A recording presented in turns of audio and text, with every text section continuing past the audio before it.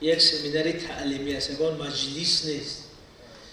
مجلس نیست که همی خیلی کرده شدید. مهم گپ نزنید، گوش کنید، یکون چی بگیرید اگر او خرسان. من از بس که اختصاصم، من سطح نمیگم اختصاص فقط سیاست شناس است، فقط از نظر سیاست شناسی به همین مسئله یک نگاه میکنیم. ولی پگاه ممکن اکادمیک قیوف بیان از نظر اکولوژی شرطه، از نظر طبیعت شرطه، از نظر کیهانی شرطه. بنابراین شما سببی در اینجا در موضوع آب برآمد کردن این است که من از نظر ملی و سیاسی امروز میخوام یک بار شرح کنم. یکم اینکه تاجیکستان همچون کشوری که 14,000 پیریخ دارد و حدود پیریخ‌های تاجیکستان حدود 8,500 کیلومتر مربع است.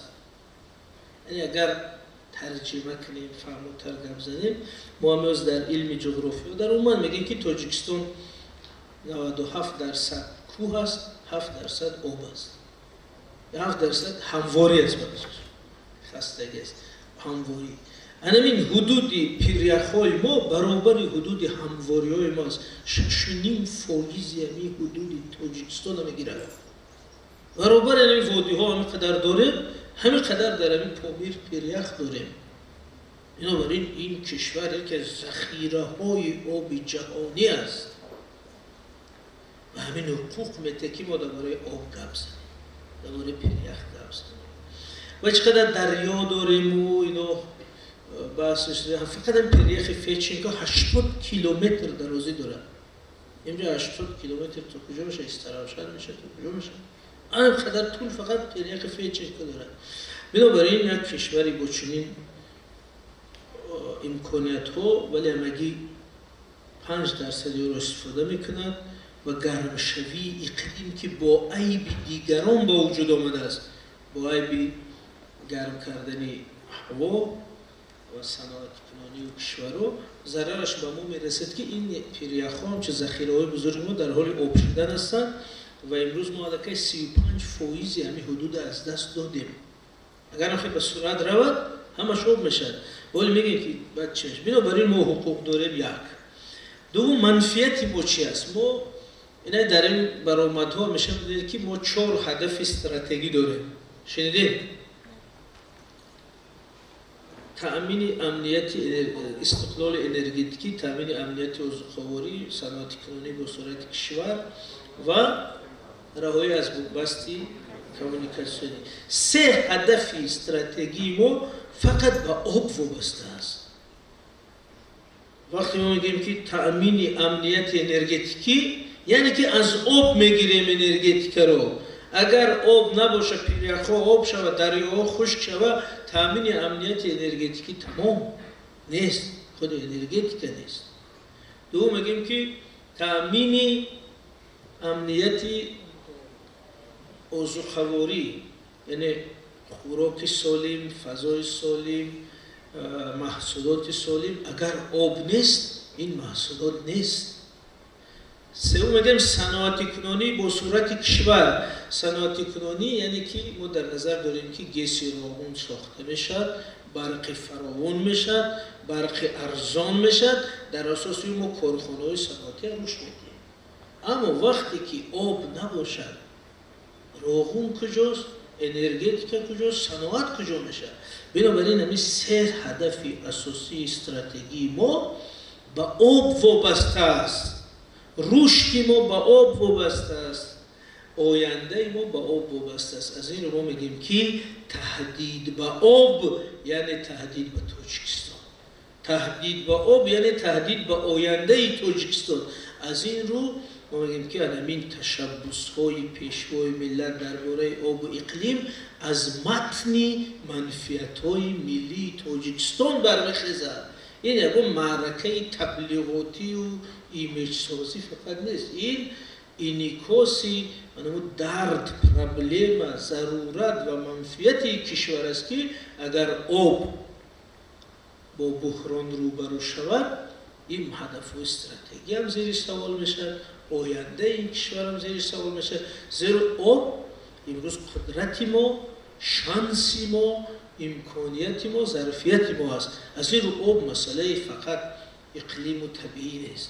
آب مسئله سیاسی است، امنیتی است، دولتی است. یعنی آبی دریای سیر که میگذرد، شما خیلی نگاه کنید، در او سیاست جاری است، امنیت جاری است، اقتصاد جاری است، فقط آب نیست. از همین رو ما این مسئله را به میان گذاشتیم و میگیم که از متن این منفعت ها میرن. و البته چون دانشگاه هست، در دو جمله اشاره کنیم که زمینه های حقوقی و سیاسی این مسئله بسیار قویه. ما در کنسپت سیاست خارجی جمهوری تاجیکستان 3 جا داریم که در اینجا مسئله آب مطرح است. یکم در 2 بخش مقدموی به طور تهدیدها و گفته شده است، ولی یک بخش از کنسپت بابی بند 4 بابی 3 کنسپت پورا به این مسئله بخشیده شده است. نامش دیپلماتی همکاری در ساحه آب. اگر شما دانشجویان جوانان یگان مقاله درباره سیاست آب نوشته شاید اول از اونجا سر کنید، چون یگانه جایی است که در این کنسپت سیاست خارجی ما دقیقاً نوشته شده است که دیپلماتی آب چی است، هدفش چی است، موقعیتش چی است، سمتش کدام است. این زمینه حقوقی دارد. یعنی پرزیدنت در تطبیق همین سیاست عمل میکنه و از همون کنسپت من یک جمله رو میخوام مثال برم، چون که من از نظر کاری که وقت داشتم عضوی گروه کاری تهیه کنسپت سیاست خارجی بودم، هم مؤلف. و اونجا عباره است که تاجیکستان هیچ وقت برای دسترسی کشورهای منطقه به آب مانع ایجاد نمیکنه. اگر به زبان دیگه یعنی هیچ وقت آب نمیبندد، چون کنسپت سال 15 قبول شده است. او وقت همین گپ بسیار در منطقه تبلیغات بود که اگر تاجیکستان روغن را سازد، آب را میبندد، کشورهای همسایه به آب میمونند. برای همین با برابری پیشروی ملت در کنسپت سیاست خارجی جمهوری تاجیکستان نوشته شده است همچون قانون که تاجیکستان هیچ وقت آب را نمیبندد. این یک معلومات برای شما در کنسپت درباره آب. اکنون تشبس‌های پیشروی ملت در ساحه آب چی هستند شما تاریخش میدونید و 5 تشبس رو میدونید. فقط من یک چیزی دقیق رو گفتم که اگر این 5 تشبس رو کناری هم گذارید، یک چیزی ظریف میبینید که مثلا همین سیاست ما در ساحه آب در طول 20-21 سال تحول یافت، قدم به قدم مرکب شد و از یک پیشنهادی بشردوستانه نسبتا ساده مثلا سال آبی تازه تبدیل شد به یک کنسپسیی بسیار جدی اکولوژی و سیاسی با نامی که حاضر داریم. ببینید اول ما گفتیم که آبی تازگی خودی، بعدا گفتیم که آب برای حیات اهمیتی آن، بعدا دیدیم که اگر همه بالای آب بحث کنن پرابلم‌های بزرگ به وجود میاد. گفتیم همکاری در ساحه آب، تشبس سوم. تشبس چهارم آمد گفت که آب نه تنها برای خوردن و نوشیدن و آب بازی کردن، آب برای رشد، آب همچون عامل رشد صنعتی، کشاورزی. و اکنون در تشبس پنجم آمده است میگه که بله آب مهم است، همکاری مهم است، ولی اگر خودش نباشه چی منبعش. بنابراین رو آوردیم به پیریخ‌ها. این بحث پیریخ‌ها دوام دیپلماتیای آب است. یعنی میگه که آب از سرچشمه‌اش اونجاست. از همین رو در یک جمله اگر بخش جنبش کنیم میگیم که سیاست و تشبس‌های پیشروی ملت در سمت آب در این 2 ساله تحول یافته، از یک تشبس بشردوستانه به یک کنسپت کاملی سیاست خارجی تبدیل شد که امروز در سطح جهانی چنین جدی گرفته شد. خب این مقدمه یعنی بحث. اکنون درباره اهمیت‌ها شما اینجا 6 اهمیتش به طور دانشجویی میگم، چون که همین اختصاص اولی من مهندس است، مهندس ساختمان. من میگم که چند ستون داره، چند تریزه داره، چند دوستر موندن در که برای همین هم وقت 1 2 3 4 1 2 3 4 میگه در صحبتو. این هم خاطره مهندسی. بنابراین همین تشبس ها ما میگم که نه 7 اهمیتش چیست. خب این آسانش برای اینه که شما می‌دونید که اهمیت یکم دوم سوم بعد دوستش خودی مغز کار به یاد میگیره. خب اهمیت یکم میگه همین تشبس ها اهمیت سیاسی و دولتیش چیست. از همه چیزی که ما بیشتر روی اون گپ می‌زنیم 50% صحبت این است که یعنی ما میخوام بگم که همزمان با پیش بردن تشبس ها ما خود تاجیکستان را، خود ملت تاجیک را، خود فرهنگ تاجیکان را، خود سیمای تاجیکستان را همچون یک دولت صاحب تشبس معرفی میکنیم. بنابراین همقدم با این که تشبس ها پیش میروند معرفی خود کشورم صورت میگیره. ما در ذهن جهانیان تاجیکستان را عادی میکنیم، در ذهن جهانیان جمع میکنیم همین نام همین کشور را. شما میدید که همین دونالد ترامپ پرزیدنت شد، گفت که من چند روز اذیت کردم، خیلی دولت ها بود است، ترکمنستان، تاجیکستان اذیت کرد چون نشنیده است، نمیدوندم چی. بنابراین ما در ذهن جهانیان میده قدم به قدم جمع میکنیم من دولت، اینا ملت، اینا تاریخ، اینا فرهنگ، اینا چهره ما. خب اکنون شما اگر همین حادثه‌های اخیری که در نیویورک در روزهای نوروز شدن، چهاربینی‌های کلان ببینید، همزمان با کنفرانس کلان سازمان ملل یک سلسله چهاربینی‌ها در معرفی کشور شد، از جمله نمایشگاه تاریخی رشد تاجیکستان. در این نمایشگاه شما دیدید که لباس ملی، هنر ملی، موسیقی ملی، فرهنگ ملی، تاریخ ملی معرفی شد و هر کسی که با اون سازمان ملل در اون کنفرانس شرکت میکرد در اون نمایشگاهی که یک هفته وجود بود با فرهنگ و تاریخ ما آشنا شد.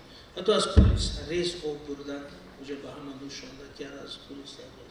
و دیگر اینکه از نمایشگاه آب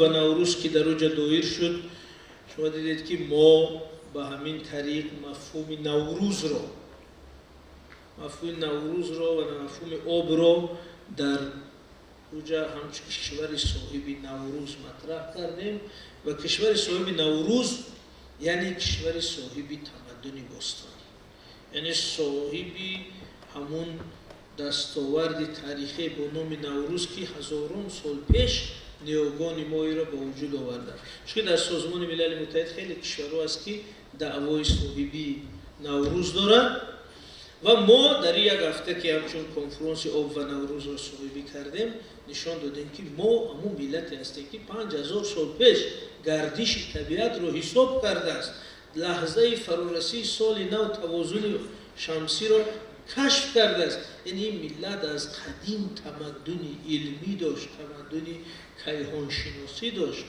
این چیزها همش به ذهن جهانیان تلقین میشد که یعنی ما. و در آخر بینید که یک هدیه از نام جمهوری تاجیکستان در سازمان ملل داده شد، یک تاج. ما میتونستیم یکان سنگ قیمت بها بریم، یکان اثر دیگر بریم، لیکن چرا تاج برده شد؟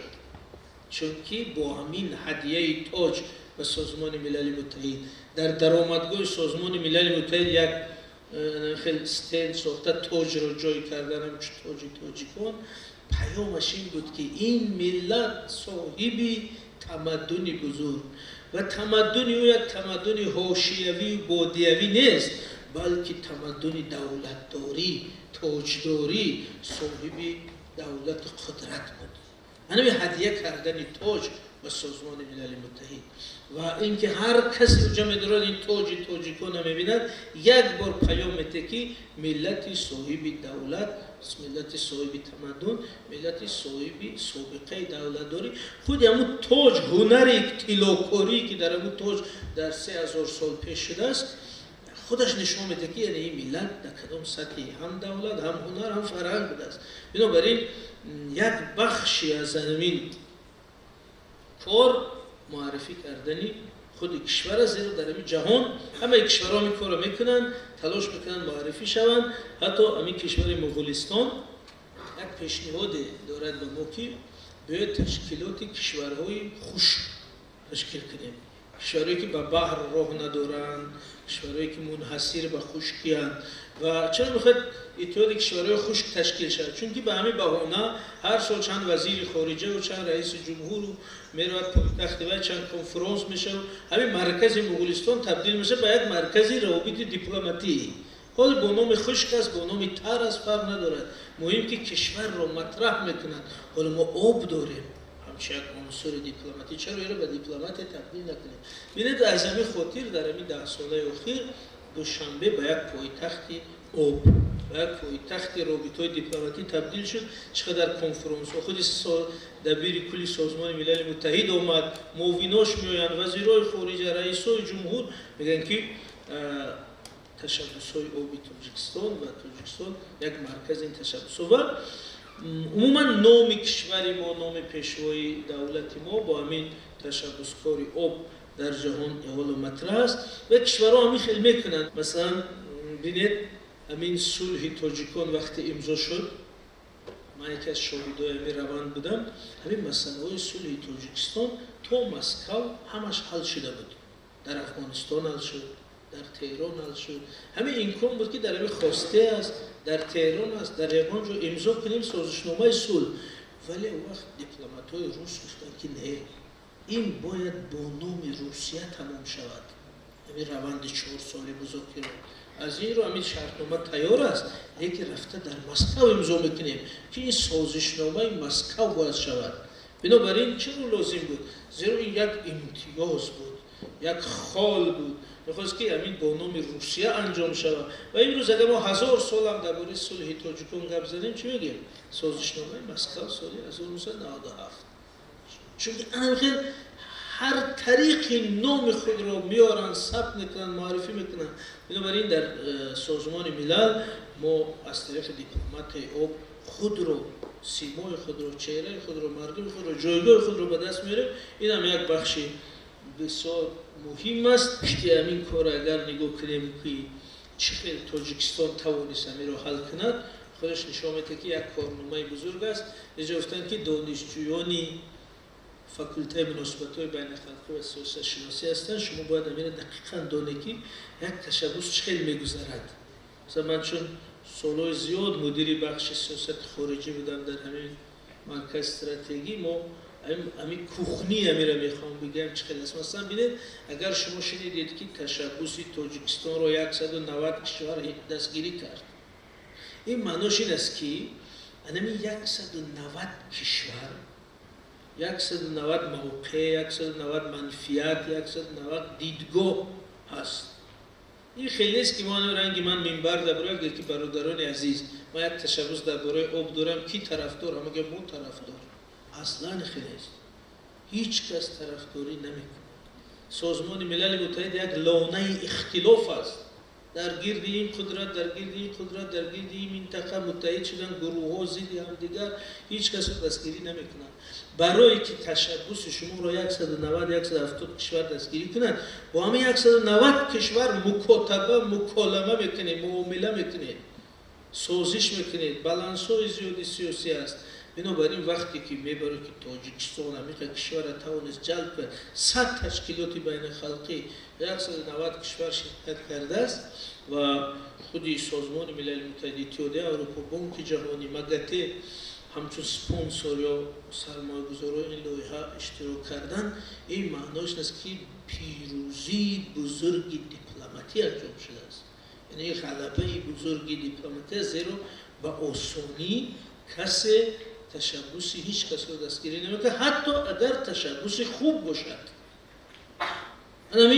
همین معناش این است که وقتی که پرزیدنت گفتند ما همه را به نیویورک آوردیم، معناش این است که در نتیجه تلاشی چند ساله همه را توانستیم راضی کرده در اطراف این مسئله جمع کنیم. این یک بخشی بسیار مهم است. چرا اکنون ما به این باید افتخار کنیم؟ اون بحث حال درباره دولت داری گفتن، در دوام همون بینید چقدر میگیم که ما باید همین غلبه رو از نظر سیاسی همین لحظه رو درست درک کنیم. زیرا بینید که حاضر یک ورزشکار ما، یک گوشتینگیر، میرود در یک جای میدالی طلا میگیرد در چمپیونات اروپا یا جهان، همه ما چقدر مخلصی میکنیم. این همین ماهی گذشته یک بچه در جنگی بقایده بوی بسپراوی شما بوده دانشجو جای اول گرفت، مدال طلا گرفت. در دوشنبه چند هزار از شب خوب نرفتن، رمضان هم بود، او را مخلصی کردن و دعا کردن و پدیلیت کردن و همون چنون دستگیری کرد. اومدنش در ایرپورت همه پیشواز گرفتن که همین در جنگی بقایده که یک ورزشی که من شخصا طرفدار نیستم، در همونجا مدال طلایی گرفته است، آبروی تاجیکستان برداشته است. این همین رو چند جشن میگیریم. ولی همه اون چی در نیویورک شد صدها برابر این بزرگ بود. یعنی پیشوای ملت ما، نماینده ما، رهبر دولت ما 3 روز در سازمان ملل متحد منبردار در مرکز، دولت ها در اطرافش. هر رئیس جمهوری که میبراید سخن میگیرد، اول میگه که His Excellency President of Republic of Tajikistan، یعنی هر وزیر خارجه میبراید جناب امام علی رحمان پرزیدنت جمهوری تاجیکستان پیشنهاد شما رو خیلی خیلی، یعنی امی 3 روز 4 روز در سازمان ملل متحد سخن درباره تاجیکستان، در مرکز رهبری تاجیکستان، مطبوعات درباره تاجیکستان. و امین لحظه بزرگ تنتنه دولتداری بود. و من خیلی در اون لحظه اگر شما همین سیاست خارجی موقعیتی را درک کنید، من تا حد همین لحظه در احساسی شده بودم که شب امی را میدیدم، همین اطراف من نگاه میکنم، یگان کس نیست که همین داد زنم بگم که ای برادر ما با همین روز رسیدیم. هیچ کسی نیست. خریب کودکای بیدار کنم که خیزید ما با همین روز رسیدیم که تمامی کشورها جمع شده است میگه که تشبث تاجیکستان، دولت تاجیکستان. همین آرمانی همون گذشتگانی ما، همین لحظه تنتنه دولت داری. ولی چرا ما را مثل یک حداقل چه یک گوشتینگیر شما جشن نگرفته؟ چون که هنوز طوری که در اول گفتیم ما مفهومای کلان سیاسی ما رو تا سطح فردی نآوردیم. ما از یک گوشتینگیر خرسان شده میتونیم، اما غلبه بزرگ دولت داریمون رو درست درک کرده نتونستیم. در اخبار گفتن یک برنامه تلویزیونی شد، ولی سطح مردمی چرا نشد؟ برای اینکه ما هنوز به همین سطح نرسیدیم. از این رو یک پیشنهادی ما این است که طوری گفتیم ما مفهومای کلان باید به سطح فرد، به سطح شخص فرآیند و این یک تنتنه بزرگی باشه. از این رو ما میگیم که یگان تاجیکی که واقعا معنای وطن و دولت داری را میفهمه، با او تشبث مخالف بوده نمیتونه، با او دستاورد مخالف بوده نمیتونه. زیرا اوجه سخن درباره دولت، ملت، دستاورد و تنتنه دولت داری ممر. اینجا حتی طرفداری همی دولت، طرفداری پرزیدنت بودن هم شرط نیست. مثلا همین که شما میبینید مثلا گوشتینگیری که میدل گرفته است، ما طرفداری او هستیم نیستیم، ما میدیم که اون نامی همی کشور را برداشت. بنابراین این تشبث، این چیزی که در نیویورک شد، این بزرگترین لحظه تنتنه دولت داری ما بود. یگان تاجیکی با ننگ و با اون مخالف بوده نمیتونه. از زمین نظر ما گفتیم که ما باید اهمیت او رو درک کنیم. و اهمیت دوم، اهمیت تمدنیش کوتاه گیم، این یکمش دراز. خب اهمیت تمدنی چی است بچه‌ها؟ یعنی همین آب در همین جهانی پر از تضاد، در جهانی پر از اختلاف که همه مشغول جنگ و منفیتن و هیچ کس متحد نمیشن، و یک نقطه تبدیل شد که همه را متحد کرد.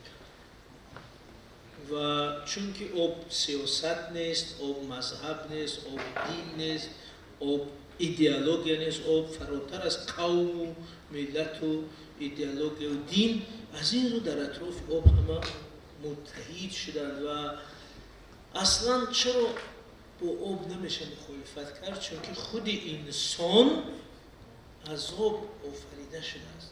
ولی ما میگیم از خاک آفریده شده است، این نظریه اعتقادی است. ولی در بیولوژی مثلا اون سعدی هم گفت که کرده است در آب صورتگری، همین انسانی که در آب چنین نقش آفریده است، یکی از معجزه‌های خدا. و 70 تا 80% بدن انسان آب است.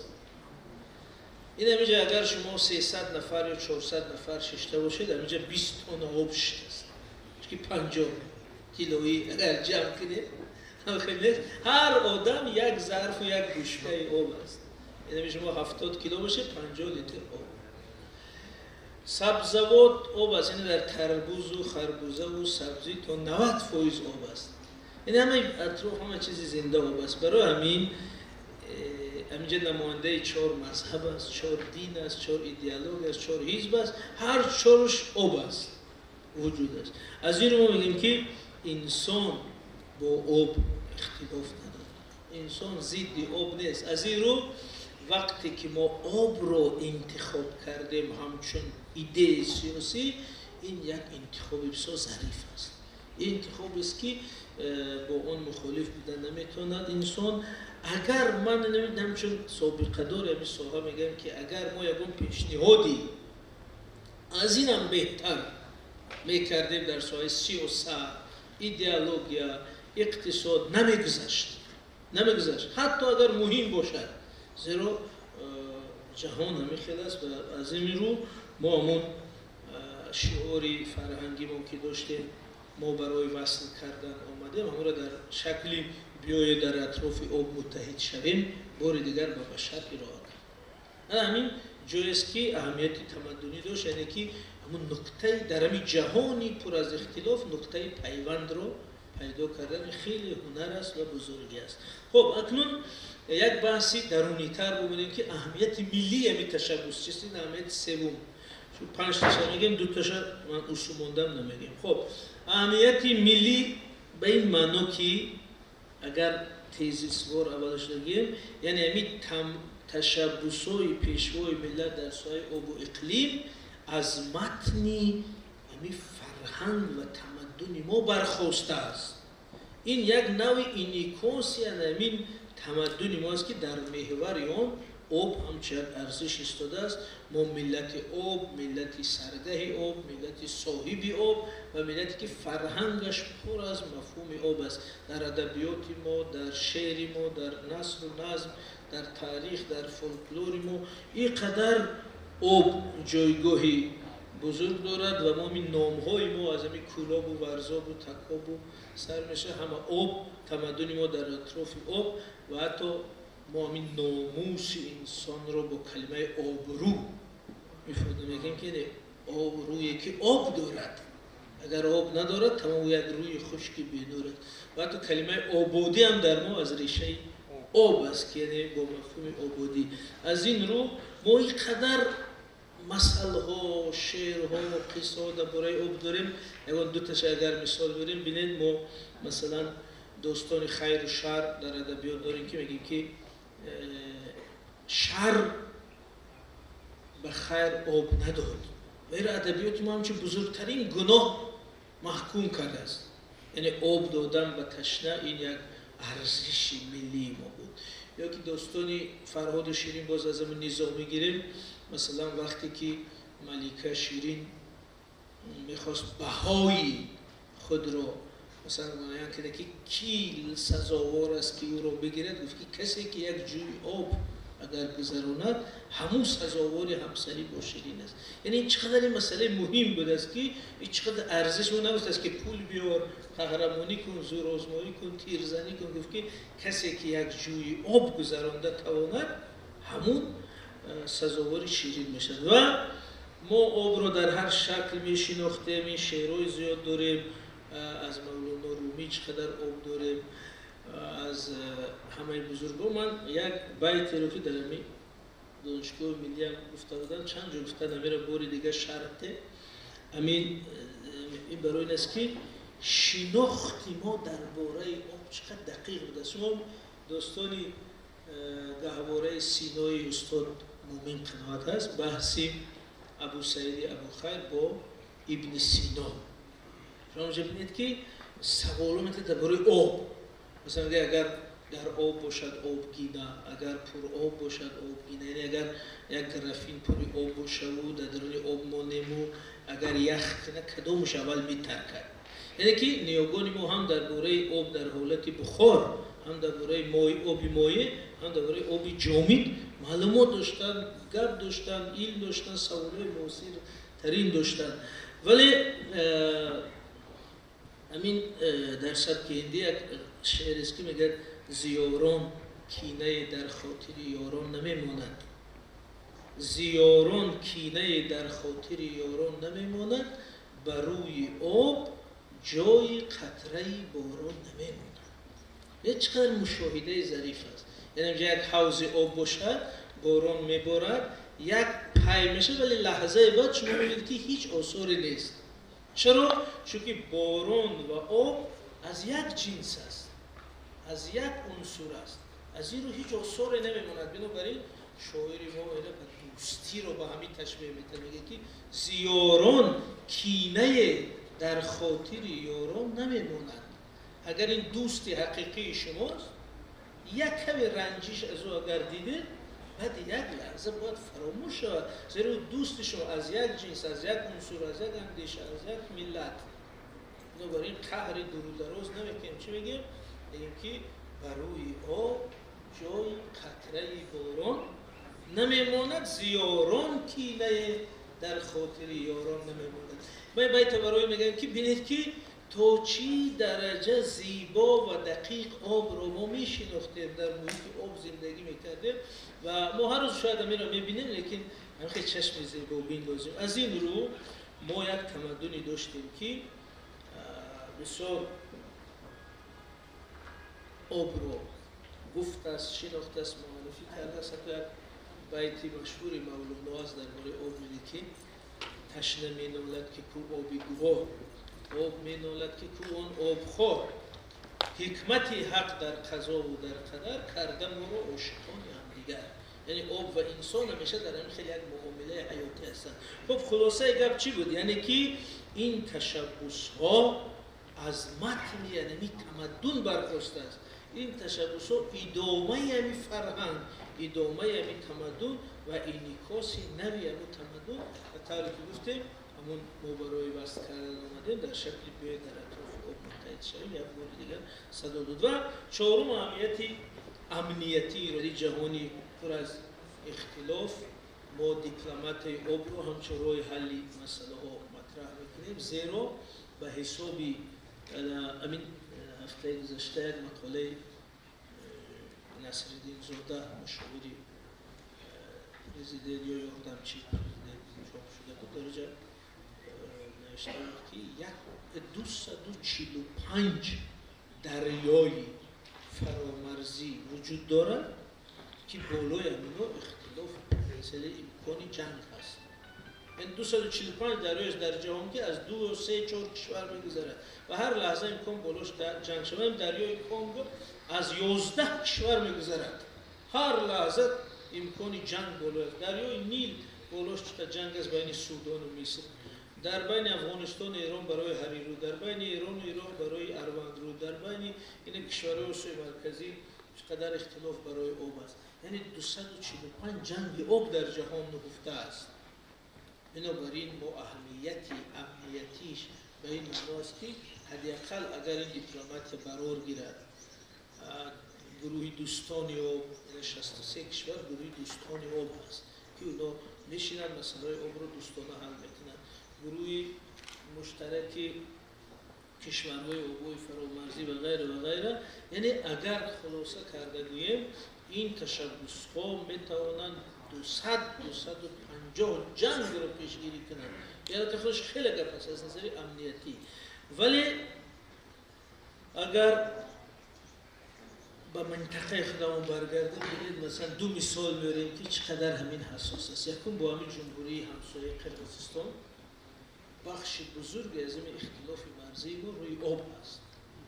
مثلا یک 4-5 جای هست که ما بحث آب داریم. یکی اونا در مسئله آبی رودخانه اسفرک یا یک شاخه‌اش میخوان به ناحیه لیلک برگردونن، یک اختلاف. دوم تقسیم در دهه خواجه اعلی ما نقطه آب تقسیم کنی گلاونوی هست که اونجا اگر اونو بگیرن آب برمیگردونن به طرفی کنار چیز خودشون آب انبار خودشون. سوم در حوض باقرغان ما بحث آب داریم که اونا اگر سرگه آب از خود کنن آب دیگر به این طرف نمیاد. یعنی که در چند جا ما مسئله آب داریم، یعنی در این پیش چشممون. یا اینا اخیراً بحث کلان و نوی آب در منطقه سر شد که افغانستان حکومت طالبان از دریای آمو یک کانال بزرگی رو با کندن آغاز کرد، کانال کوشتپه که اون کانال 8.5 متر چقوری دارد، 100 متر بر دارد. این دیگر کانال نیست، یک دریا. این دریا 100 متر برش، 8.5 متر چقوریش، 300 کیلومتر درازش. اگر کانال کوشتپه رو طالبان توانند در این یک سال آینده کنند، 38 تا 40% آب امو دریا با همون روانه میشه. انا که تصور کنید که کشورهای پایین‌آب مثل ترکمنستان، ازبکستان، قزاقستان چی میگن در مسئله ارال، ما میخواستیم در این روغن آب دیوار کشی کنیم، تنظیم کنیم، زمستان جمع کنیم، تابستان بتیم. این قدر سال از آب دادن نموندن همین روغن سازیم. انا که طالبا آمده است همین دریا را اون طرف کرده است، هیچ هم کرده نمیتونه. بخصوص همین دولت‌هایی که طالبان حمایت کردن، بی خطر است گفتن، دوست است گفتن، انا که ببینید که آب تماما گرفت. خیریت کانال بعد تاجیکستان است، به تاجیکستان ضرری واقعی نمیرسونه. اصلا آبی ازبکستان و ترکمنستان رو میبره، چون در منطقه بلخ هست. ولی تصور کنید که به هر حال منظور ما امنیت بود، یعنی بالای این کانال علاقه ایمانه ازبکستان اظهار داد، ترکمنستان اظهار داد، یک اختلاف بزرگ اینجا شروع میشه. انا همینجاست که دیپلماتیای آب یک اهمیتی بسیار بزرگی امنیتی دارد. اگر او عملی شود جهان امن‌تر میشود، جهان بی خطرتر میشد. خب دیگر اهمیتی چهارمی آن اهمیتی بشردوستانه است که این رو نمیگوییم، فقط خلاصش این میشه که 2 میلیارد نفر امروز مشکل آب دارند، 3.5 میلیارد نفر به بهبود شرایط آب نیاز دارند. از همین رو یعنی این تشبسات درد همین میلیاردها نفر است، درد فقط ما نیست.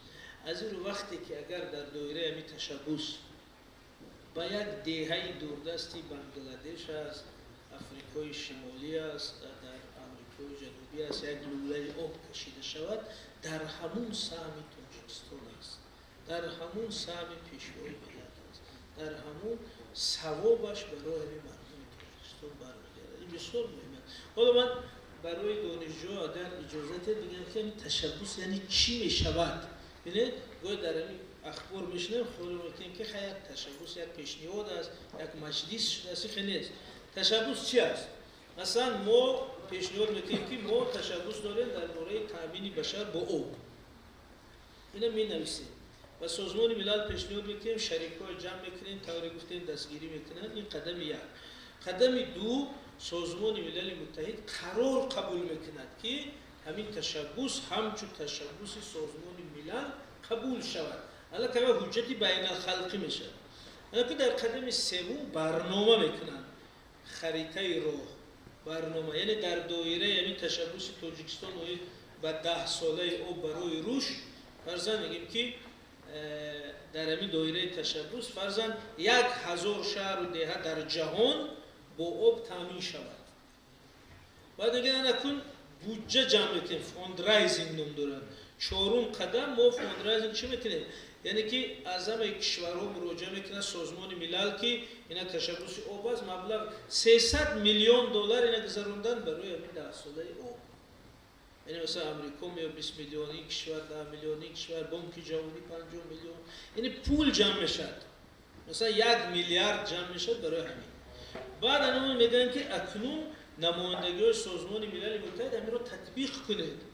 یعنی در این دهه کدام قشلاقی کدام مثلا ترکمنستان، تاجیکستان، ازبکستان، افریقا، آمریکا کجایی که باشد همین برنامه تطبیق میشه. انا 10 ساله که تمام شد از شما باید قرارش که سال 28 کنفرانس جنبستی 10 ساله میشه. انا اونجا میگن که من در نتیجه تشبوسی تاجیکستان در دوره 10 ساله فرضاً اینا چند هزار آدم با آب تامین شد، چند قشلاق با آب تامین شد، چند مکتب با آب تامین شد، کجا آبی کشاورزی رفت، کجا آبی صنعتی، کجا آبی نوشیدنی.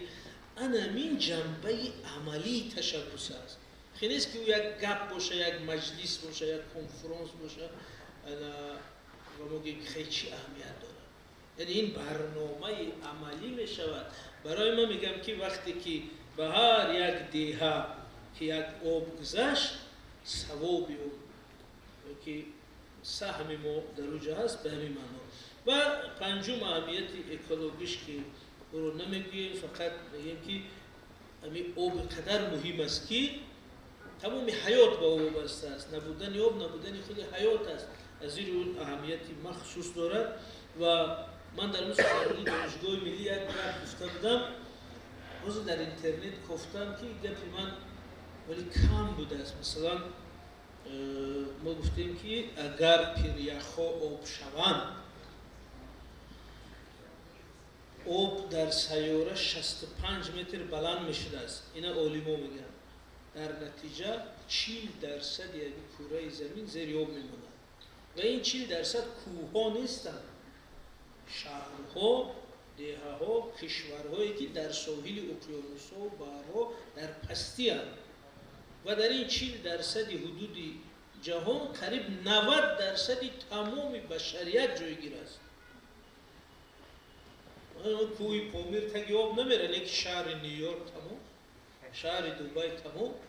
و من اونجا گفتم که 30 متر در کن.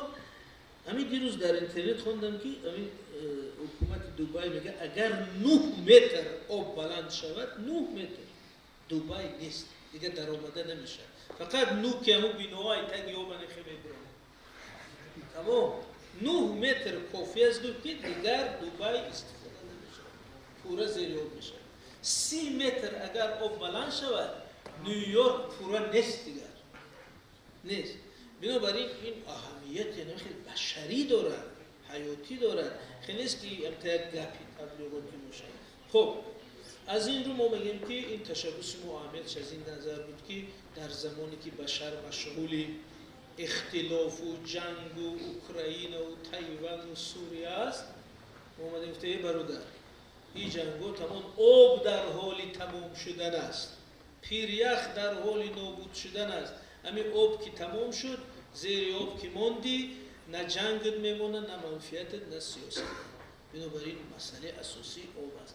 از این نظر و این اقتصادیش هم یک طرف گذاره و یعنی خلاصه چی میگه؟ یکم همین 4 نکته ده خلاصه رو میگه. خلاصه اول این است که همین تشبوس های جمهوری تاجیکستان در موضوع آب و اقلیم فقط یک شعار، یک مجلس، یک سیاست نیست، بلکه این یک برنامه‌های عملی در پی خود دارد که برای بشر بسیار مفید است و مهم است. دوم اینکه سیاست و تشبوس‌های پیشرو ملت در ساحه آب و اقلیم در جای خالی به وجود نآمده است. این ادامه امو تمدن بشر دوستانه، این تجلی نوی ارزش‌های ملی و فرهنگ ملی است و این تجلی نوی منفیت‌های ملی است. یعنی ما در این تشبوس هم ارزش‌هامون نهفته است، هم فرهنگمون تجلی دارد، هم منفیت‌های ملی خودمون است، هم منفیت‌های منطقه و جهان. سوم اینکه سیاستی ما یا سیاست رهبریت دولت ما در مسئله آب و اقلیم یک سیاست امنیت آفر، صلح محور و برای جهانیان بسیار مهم و عملی هست. زیرا مطابقی که گفتیم آب یک عامل نه تنها نوشیدنی و زندگی و رفاه، بلکه یک عامل امنیتی و سیاسی است. و چهارم آخرین این است که این سیاست برای نجات بشر سیاره مهم است. اینجا یک قوس میکشم، یک شرح بسیار مهم میگویم که بچه شما میره دقت کنید، چون من همیشه فضای کلیوتی رو میبینم که در همین مسئله کمی گپای بی‌پایه و غرضناک گفته میشه. مثلا وقتی ما میگیم که این تشبث باعث نجات سیاره میشه، این تشبث باعث نجات بشر است، این در فیسبوک، در یوتیوب و زیو مسخره کردن که نخواه اکنون شما بشر نجات، این دولت خودش که شما چه امکان داره که سیاره رو نجات بدی، حتی رولی کردن، مسخره کردن. و بعض جوانان میگه خیلی در تاکسی میگه که خیلی نخواه ما بشر نجات میدادیم، ما کی هستیم؟ این میخوام میره شرح دهم، این بسیار مهم است. یکون کس، نه روبر دولتی ما، نه وزارت خارجه، نه یکون مسئول، نه یکون آدمی با عقل و مسئول همی تاجیکستان هرگز نگفت است که ما سیاره رو نجات میدیم. خیلی گپ نگفت. دوم، اما معنوش چیست؟ معنوش این است که همین ایده، همین تشبث ماهیتاً همین قدر مهم است که اگر او قبول شود، درک شود، عملی شود، واقعاً نجات سیاره به این مسئله وابسته است. چی خیلی؟ همین خودی چی خیلی آدم گفتیم که 80% آب است. این همین استادای فنای دقیق باشن میدادن. در همین گوگل زنید خودت آوازی هم بعد همین مجلس بیدید. درست است که 71 تا 74% سطح سیاره زمین آب است. خب همین آب خشک شود، زمین هم نیست، حیات هم نیست. بنابراین ما اشاره به این نداریم که تاجیکستانی قدرت داره که اوزی میخزه زمین و زمان رو نجات میده، اوزی میخزه بشر رو نجات میده. این خیلی نگفته است کسی، بلکه ما میگیم که این مسئله به حیات و ممات بشر مربوط است. این مسئله بود و نبود حیات است و این تشبث از همین نظر مسئله بود و نبود بشر است. 70% زمین اگر آب باشه، خشک شدن آب یعنی خشک شدن زمین، خشک شدن حیات. و منظور این است که اگر همین تشبث ها درک شود، بشر متحد شود، گرمشوی اقلیم پیشگیری کند، مثلا آبشوی پیریخ ها را پیشگیری، این پیریخ پامیر فقط آب نمیشه، گریلندی هم در حال آبشوی است، انتارکتید هم در حال آبشوی است. یعنی این مسئله گلوبالی جهان است و امروز اگر روبریت تاجیکستان آمده است صدا رو بلند کرد که ای بشر، آب در حال خشک شدن است، یخ در حال آب شدن است. این مسئله حیاتی ماست، این مسئله نجاتی ماست. و عقل سالم معلوم این هم مثلا یک تجربه میگذارم. همین کس میگه که این گپ دروغ است، من میگم بیا کنید 2 روز آب نخور، 2 روز پس میاد میگه که درست فرمودید، درست است. زیرا وقتی میگم آب نجات شماست، آب حیات شماست، شما میگید مسخره میگید. ولی اگر 2 روز آب نباشد، بعد میاد میگه که این بزرگترین سخن که شما گفتید همین است. این تشبث از نظر ماهیت، از نظر اهمیت یک تشبث حیاتی است، زیرا حیات بشر در پایه عنصر به نام آب نهفته است و ما به اون عنصر اساسی حیات توجه بشر رو جلب می‌کنیم. این ماهیت و اهمیت سیاسی و بین‌المللی تشبث است و اهمیت اقتصادی اکولوژی دیگراش علمای ساحه شرح می‌دهند. از همه شما برای صبر و توجه تشکر.